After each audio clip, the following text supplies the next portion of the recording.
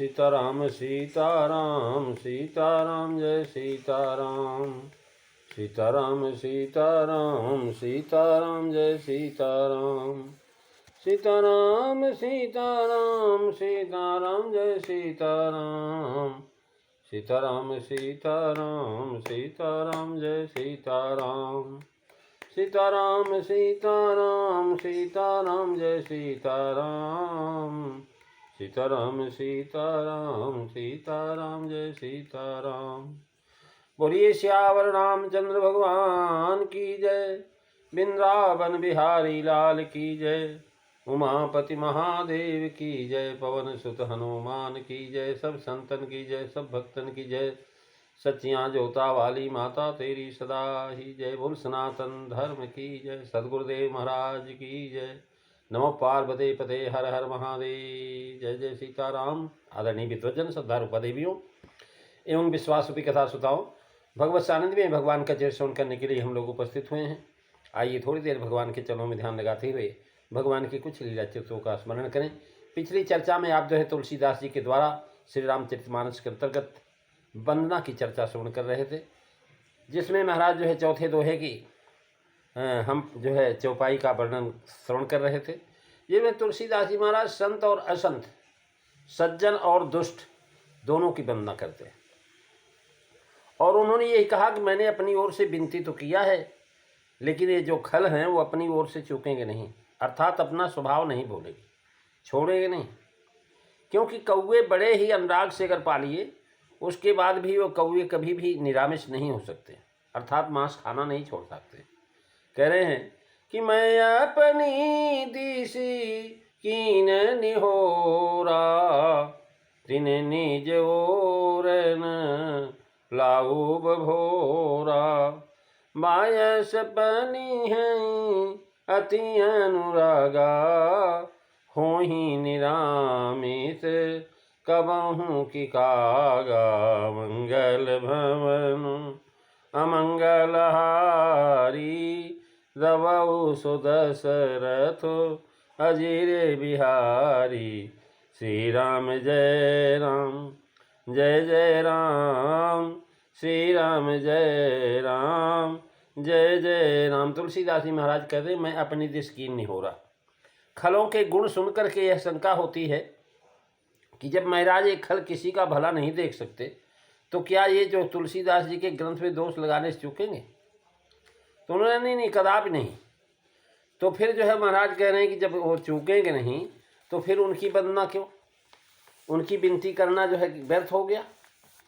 इस शंका की निवृत्ति के लिए महाराज तुलसीदास जी का अंतरार करते हैं कि मैंने इसलिए विनय नहीं की है कि वो मुझे छोड़ देंगे, क्योंकि मैं खूब समझता हूँ, मुझे विश्वास है कि स्वभाव जो है अमिट होता है। वे अपना स्वभाव कदाप नहीं छोड़ेंगे, जैसे कौवे अपना स्वभाव नहीं छोड़ते। भाव है कि महाराज जब वे अपने स्वभाव से नहीं चूकते खलता करने से, तो हम भी संत स्वभाव से क्यों चूके? उनका धर्म है निंदा करना, हमारा धर्म है निहोरा करना। वे सब अपना धर्म करते हैं और हम अपना धर्म करते हैं। क्योंकि होय निरामिष कबहु कागा, काक द्वारा वक्रोती अलंकार है। इस चौपाई में बायस और कागा महाराज ये पुनरुक्ति के विचार से किसी भी टीकाकार ने लिख दिया है, परंतु शुद्ध एवं प्रमाणिक पाठ बायस। महाराज इस प्रकार से कह रहे हैं कि पुनरुक्ति दोष नहीं होता। कहने ऋषिकल्प महाकवि का वह आर्ष प्रयोग है, अतएव क्षम्य और उपेक्षणीय है। यानी इस संबंध में बता रहे हैं कि महाराज बायस को विपक्षित करता मानना जाता है, यानी कागा दे देने से विवक्षा की आवश्यकता नहीं बैठ जाती। इसलिए बता रहे हैं कि महाराज जो है ये बायस हैं, और काग लिखा एक ही शब्द है, 2 बार लिखा गया। उसका कारण यह है कि उसके स्वभाव के अमिट होने की दृढ़ता के लिए 2 बार आया है। और नियम भी है कि जब किसी शब्द को विशेषता दिखलाना हो तो महाराज उसको 2 बार भी कह सकते हैं। अथवा यह द्विरुक्ति आनंद की है, जैसे ग्रंथकार खल का विलक्षण स्वभाव देख करके आनंदित हो गए, अतएव उनके मुख से 2 बार काग शब्द निकला। कागा संबोधन अर्थात जो है काग में लक्षणा करना, काग के काकयुक्त पुरुष कुंता प्रविशंत के ऐसा ग्रहण करना। इस तरह से दोष का जो है समन भी है, कई प्रकार से किया जा सकता है। महाराज इसी चौपाई से मिलता हुआ एक श्लोक प्रसंग रत्नावली में है। न बिना परवादेन रमते दुर्जने जन, कह रहे हैं न बिना परवादेन रमते दुर्जनो जन, काक सर्वरसान भोंगते बिना मेध्यम न तिप्यति। अर्थात बिना दूसरे की निंदा किए हुए दुर्जन को संतोष नहीं होता। और कौआ सब प्रकार के रस खाता फिर भी बिना विष्टा आदि अपवित्र वस्तु के खाए वो संतुष्ट नहीं होता। यह व्यास जी का वाक्य है। वायस तो अनेक अवगुणों का स्थान है। यदि सुसंग से अवगुण जाते रहें तो एक मांस खाना ही नहीं छूटा तो क्या चिंता है। तो कह रहे हैं बात यह है कि मांस भक्षण सब अवगुणों का मूल है। यह छूट जाए तो सभी छूट जाए। जब यही नहीं छूटा तो अब क्या छूटेगा, कुछ भी तो नहीं। अतएव गोस्वामी जी ने पहले मांस का ही छूटना सिद्धांत किया। अब महाराज संत असंत की वंदना दोनों को एक साथ करेंगे कि बंदाओ संत असजन चरना और दुख बदवो पय भेद कछु बरना, बिछुरत एक प्राण हरि लेहि और मिलत एक दुखो दारुण देहि, मंगल भवनु अमंगल हारी दबऊ सुदशरथो अजीर बिहारी। श्री राम जय राम जय जय राम, श्री राम जय राम जय जय राम। महाराज संत असंजन चरना, यहाँ जो है बताए कि महाराज संत असंत दोनों के चरणों की वंदना करता हूँ। दोनों दुख देने वाले हैं, परंतु महाराज उनमें कुछ अंतर कहा गया है। संत जब बिछड़ने लगते हैं तो प्राण हर लेते हैं, और दूसरे जो असंत हैं मिलते ही कठिन से कठिन दुख दे देते हैं। यहाँ महाराज प्रश्न उठा करके कि संत और खल दोनों की वंदना कर चुके, अब फिर दोनों को मिला करके वंदना करने का क्या मतलब। तो उसका उत्तर भी महाराज कई प्रकार से दिया है कि पृथक पृथक वंदना से यह संदेह हुआ कि इन दोनों की जाति उत्पत्ति प्रणाली ये सब जो है अलग होंगे। इसी को निवारण करने के लिए एक साथ वंदना करके सूचित किया है कि जाति आदि एक ही है, इनकी पहचान लक्षणों से हो सकती, कुल जात इत्यादि से नहीं हो सकती। साहित्य के महाराज विज्ञ यो कहेंगे कि प्रथम संत असंत के गुण अवगुण अलग अलग कह दिए, अब दोनों का भेद कहते हैं, इसमें दोनों के एक साथ मिला करके कहा। ये चमत्कारिक वर्णन है। एक ही बात के वर्णन करने की अनेक शैलियां हैं, और उनमें से यह भी काव्य में एक शैली, जैसे विष और अमृत, संजीवनी और जो है विषौधी, विष औषधि उत्पन्न करती है, वैसे खल और साधु को भी महाराज संसार से ही जन्म होता है। वे जन्म ही और संस्कार से ही शुभ अशुभ शुभ गुणों से विशिष्ट होते हैं। अतः उनके गुणों का दिग्दर्शन कराना महाकाव्य का कर्तव्य है, और महाकवि एक गुण है। क्वच निंदा खलादीनाम ततांच गुण कीर्तन, यानी इस प्रकार से भले बुरे को समान रूप से वर्णन करना, यह एक प्रकार का काव्य है। गोसाई जी ने यहाँ काव्य किया है। दोनों दुख देने वाले, भेद इतना ही है, एक वियोग से दुख देता और दूसरा संजोग से दुख देता है। साधु अपने समागम से भगवत चरितामृत पान कराता है, इसलिए महाराज जब जाने लगता है तो वियोग से सुधा पान न मिलने से प्राणी का प्राण जाने लगता है। जैसे श्री राम जी के वियोग से अवधवासी, श्री कृष्ण के वियोग से गोपियाँ इत्यादि, ऐसे ही खल के मिलते ही उनके वचन विषयों से प्राणी का प्राण जाने लगता है। जैसे यति स्वरूप रावण के मिलते ही सीता जी का, तारुका सुबाहु आदि के संयोग से विश्वामित्र इत्यादि का महाराज यज्ञ नहीं पूरा होने पाया। बड़ों के साथ खलों की वंदना का यही कारण जाना जाता है कि इन पर गोसाई जी अत्यंत दया हुई। उन्होंने ये सोचा कि यदि मैं उनकी वंदना सज्जन के साथ करूंगा तो कदाचित सज्जन हो जाएं, और इनका अवगुण तो सज्जन में नहीं आएगा, क्योंकि सत्संगात प्रभत साधुताम खलानाम साधुना नहीं खल संगमात खरत्वम अमोदम कुसुम भमम भूदेव धत्ते मिदगदम नहीं कुसुमा निधार्यंत। अर्थात दुष्टों को साधु के संग से साधुता आ जाती है, पर साधु दुष्ट के संग से दुष्ट नहीं होते।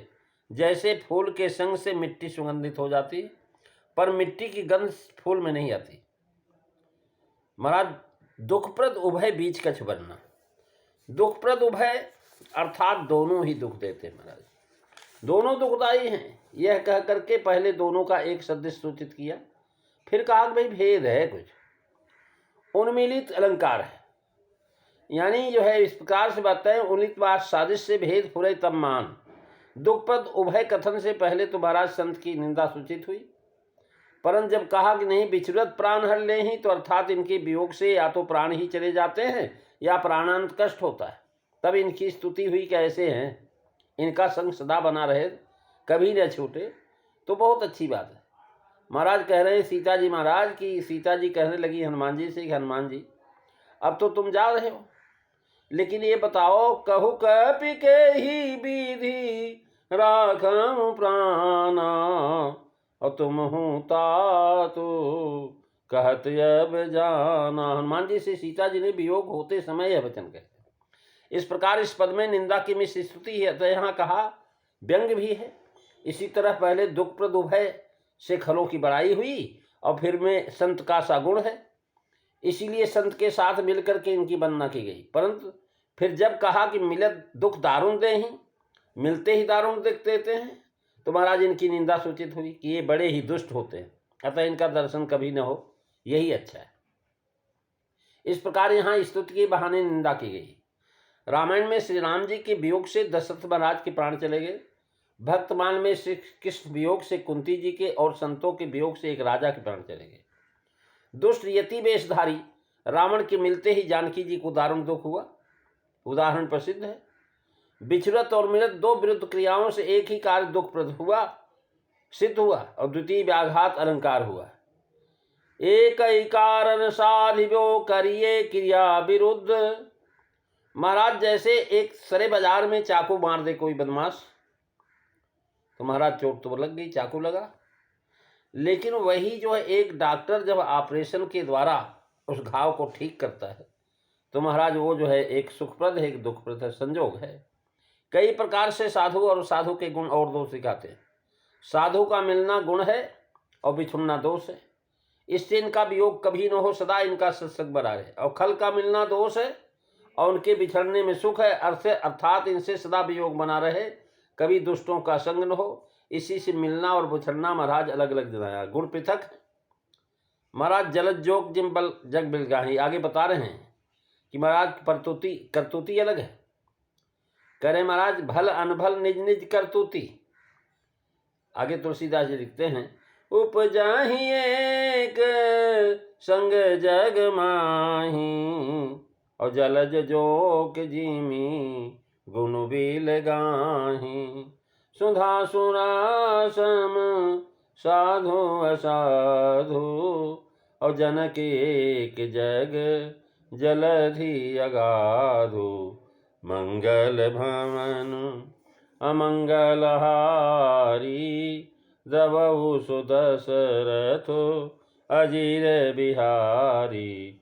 श्री राम जय राम जय जय राम, श्री राम जय राम जय जय राम। महाराज कह रहे हैं कि दोनों ही जगत में एक साथ उत्पन्न होते हैं, जैसे कमल और जोक, परंतु गुण जुदा होते ही साधु अमृत और असाधु वारुणी के समान है, दोनों का उत्पत्ति स्थान।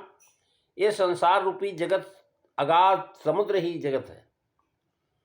यानी इस प्रकार से बताया महाराज एक प्रसिद्ध कीड़ा, जिसको महाराज जो जोक कहते हैं, प्रसिद्ध कीड़ा है, बिल्कुल थैली के आकार का होता, पानी में रहता है और जीवों के शरीर में चिपक करके उनका दूषित रस खून चूस लेता है। फोड़ा फुंसी आदि की दूषित रक्त को निकालने के लिए इसी शरीर में चिपका देते हैं। जब वह खूब खून पी लेता है तब उसे खूब उंगलियों से कस करके दूह लेते हैं, जिससे सारा खून गुदा के मार्ग से निकल जाता है। और साधारण जोक महाराज 1.5 इंच लंबी होती, कमल और जोक के समान अपने अपने गुणों को दिखलाते हैं। उपजन ही एक संग, यानी दुखप्रद में समानता कह करके उसमें किंचित भेद भी कहा। आप जो उत्पत्ति स्थान बता रहे हैं कि रहने का स्थान भी एक ही है, तो भी गुण जो है अलग अलग दिखाई पड़ते हैं। यानी संत और असंत दोनों संसार में ही होते हैं, एक ही घर में पैदा होते हैं। जैसे प्रहलाद और हिरण्याकशिपु, विभीषण और रावण, कौरव और पांडव, पर गुण जो है भिन्न भिन्न होते हैं, गुण से ही ये देखे जाते हैं। महाराज जलद जड़ है, जोग चेतन है। जो कमल है जड़ है और जोग जो है चेतन। तात्पर्य यह है कि कमल जल से उत्पन्न है तो भी जल को नहीं जानता और न जल में लिप्त रहता। वैसे ही संत जगत में रहते हुए भी जगत का विकार उनमें नहीं आने पाता। महाराज कह रहे, जय बिरांची नीर ले पव पाए, पदुम पत जीमी जग जल जाए। और खल जो जोक हैं, जल को जानते हैं और जल में ही लिप्त रहते हैं। अर्थात जैसे जोक पानी में डूबती उतराती है, वैसे खल संसार के विषय भोग में ही डूबे दुख सुख भोगते हैं। जलज सुख दाता है, जोग दुख दाता है। कमल को सूंघने से रक्त की वृद्धि होती है, आह्लाद होता है। जोग रुधिर खींचती है और उसे देखने से डर लगता है। इसी तरह संत दर्शन से क्षमा दया आदि गुणों की वृद्धि और आनंद होता है। और दुष्ट का दर्शन महाराज देख करके महाराज खून सोख लेता है, उनको देखते ही डर लगता है। इनसे संसर्ग क्षमा आदि गुण घटते हैं। जलज अपने गुणों से देवताओं के सिर पर चढ़ता है और जोग अपने रक्त पान करने के स्वभाव से फोड़े दुष्ट रक्त को ही पीती है। इसी तरह संत अपने गुणों से सबको सम्मान पाते हैं और खल राग द्वेष आदि दूषित विषय भोगते हैं। कमल खाने से दुष्ट रक्त को शुद्ध करता है और जोग घाव पीड़ा दे करके दुष्ट रक्त को पी करके बाहर खींच लेती है। साधु अनेक कथा वार्ता से शरीर में क्षमा आदि गुण उत्पन्न करता है। खल अपने बाग वज्रों से, यानी बाण जो है व्यंग वचन से मार करके प्राणी की क्षमा आदि गुणों की परीक्षा करता है। यहाँ न इस प्राणी में कहाँ क्षमा है। इस तरह साधु तो क्षमा सिखाता है, अर्थात क्षमा शिक्षक है, और खल जो है क्षमा परीक्षक है। दोनों में भेद हो गया। कमल सूंघने से शीतलत्व है, उसके बीज महाराज कमलगट्टा मखाना खाने से रुधिर की वृद्धि होती है, जो को रुधिर को खींच करके पी जाती है। वैसे संत जो है त्रैताप छुड़ाते हैं, मधुर वचनों एवं हरि नाम यश के द्वारा सुख देते हैं, और असंत अपने वचनों से ही खून सुखा देते हैं। दोहावली में महाराज खलों को जोक से भी अधिक बुरा कहा गया है। जोक सूधि मन कुटिल गति, खल विपरीत विचार, अनहित सोनित सोख तो सोहित सोख निहार। महाराज कह रहे, महाराज जलक जोक जो है दुष्ट जो है जोक से भी भयानक है, क्योंकि जोक तो महाराज गंदे खून को ही सोखता है, उनकी टेढ़ी गति है। मन और खलों के तो मन वचन कर्म सब कुटिल हैं। जोक तो दूषित रक्त पीती और असंत तो अच्छे रक्त को सुखा देते। महाराज अच्छा भी रक्त सूख जाता है। यहाँ जलज उपमा देने का भाव है कि संसार के पहले जलज ही भगवान की नाभि से उत्पन्न हुआ। तो भगवान की नाभि से कमल हुआ, कमल से ब्रह्मा हुए, ब्रह्मा से सृष्टि चली। दूसरे यह सृष्टि के पूर्व जल ही था और कुछ नहीं था, इसलिए जलज नाम दिया। और आगे कहते हैं, सुधा सुना सम साधु असाधु, और जनक एक जग जलधि अगाधु। ये दूसरा दृष्टांत है कि एक पिता से पैदा होने वालों में यह जरूरी नहीं कि एक से ही गुण हो। महाराज पहले जलद जोग के दृष्टांत से बताया, अब महाराज जो है सुरा और साधु के दृष्टांत से बता रहे हैं कि महाराज एक ही स्थान देश में उत्पत्ति होकर के कहना भेद बताया। अमृत और बारुणी दोनों क्षीर समुद्र से निकले थे। जब देवासुर ने मिलकर के महाराज उसे मथा गया, अगाध समुद्र को इन दोनों ने पिता कहा। साधु और असाधु दोनों संसार में होते हैं, अतः इनको जगत इनका पिता है। जैसे सुधा और जो है सुरा एक ही अक्षर ध और र का भेद है, वैसे साधु और असाधु में सिर्फ आकार मात्र का भेद है। सुधापान से अमृत और सुरापान से उन्मादत्व की प्राप्ति होती, वैसे साधु से भगवत भक्ति एवं भगवत प्राप्ति और असाधु से नरक की प्राप्ति होती। यहाँ महाराज अगाध का दर्थ है दुर्बोध, अर्थात अमृत और मध्य में भी दुर्बोध धारणा वाले प्रगटे। यहाँ संत और असंत का उत्पत्ति स्थान महाराज जगत कहा है। सुधा और सुरा की उत्पत्ति स्थान जलधि कहा है। यानी इस कारण यह है कि कमल और जोग के उत्पत्ति स्थान का कोई नियम नहीं है। कमल तालाब और नदी में भी होता है, जोग तालाब में, नदी में, गड्ढे में होती है, लेकिन समुद्र में जोक नहीं होती। जो 2.5 फुट लंबी तो ये समुद्र में होती है 2.5 फुट लंबी होती, इसका नाम नियत नहीं किया गया। इस प्रकार से बता रहे हैं कि ये दोनों सुधा और सुरा, ये सारे संसार से उत्पन्न सुधा और सुरा जो है समुद्र से निकली है। और महाराज जो है कह रहे हैं संत असंत दोनों संसार से निकले। लेकिन इसमें क्या होता है कि महाराज भले और बुरे दोनों अपनी अपनी करनी से, अपनी करनी के अनुकूल सुयश और अपयश की विभूति पाते हैं। साधु अमृत चंद्रमा और गंगा जी के समान है, खल जो है विष अग्नि और कर्मनाशा के समान है। महाराज ये अगली 2 चौपाइयाँ हैं, इन चौपाइयों का भावार्थ आप अगली कथा में सुनेंगे।